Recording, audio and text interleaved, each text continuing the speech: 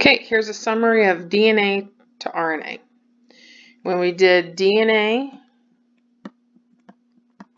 and making DNA, we had an old strand of DNA and a new strand of DNA being made. The old was the template to make the new. So if I had an A, I put a T. If I had a G, I put a C. If I had a T, I put an A. That was for DNA to DNA, which was called replication.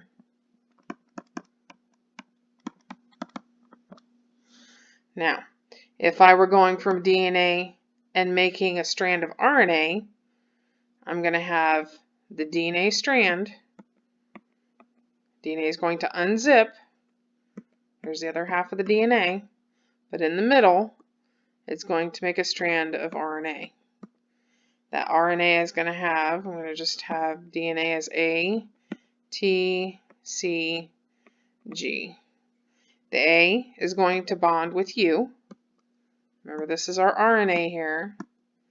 And this is DNA. A with U, T, T with A, C with G, and G with C. Remember, this is the DNA strand, so it can have a T.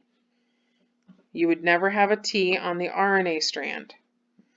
Now, once this has everything it needs, this RNA strand is made, it's going to leave and go into the cytoplasm to do its job.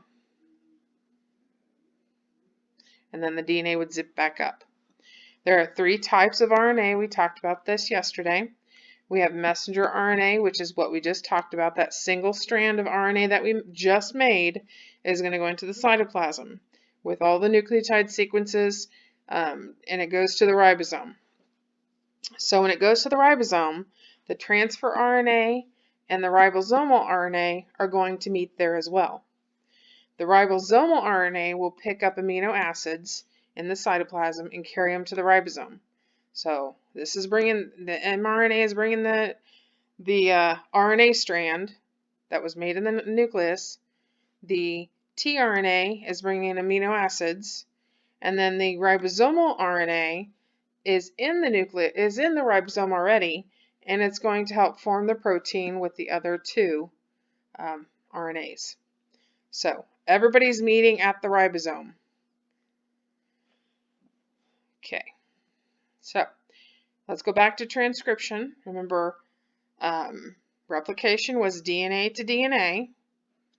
Transcription is DNA to RNA. Here's the process again of transcription. We're going to have an mRNA, which is what we made from DNA a few minutes ago. That just like this right here. This is the mRNA strand right here that was made.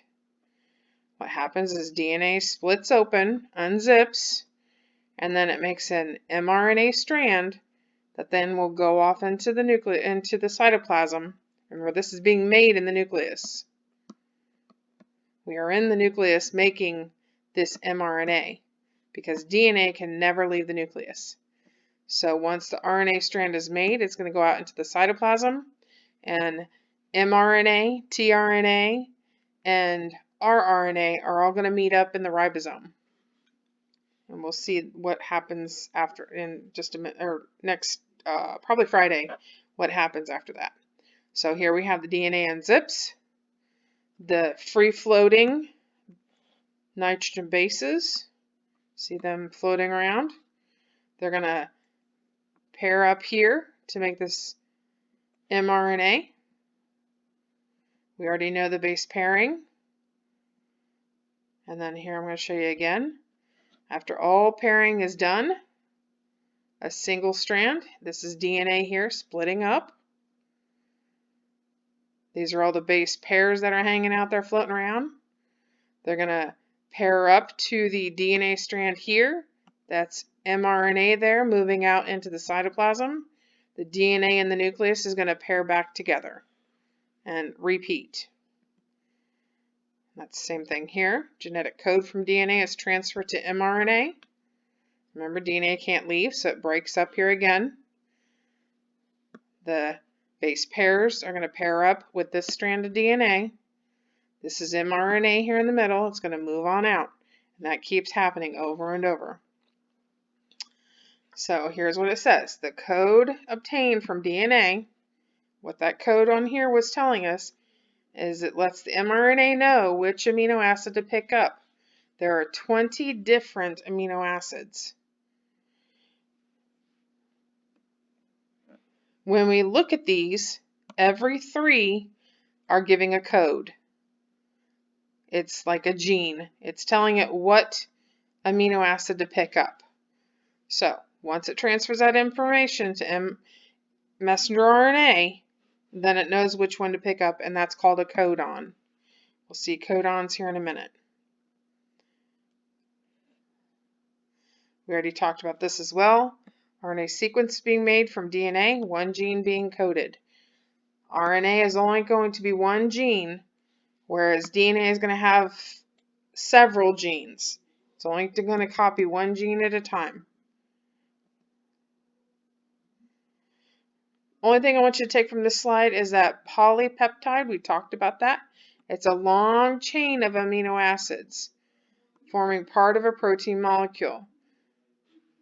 Remember we talked about monomers and polymers? This is the polymer of an amino acid. We learned about that last unit. Okay, so how does mRNA tell a cell what to do? mRNA is a messenger that codes for proteins. Proteins are made in the cytoplasm and then work to keep the cell alive. Translation, protein synthesis, process of making a protein, that's how it knows what to do. Proteins are made up of amino acids, small building blocks, and there are 20 types of them. We'll get to this translation here soon. But that's the last step of making those proteins. Okay, we'll stop there for now.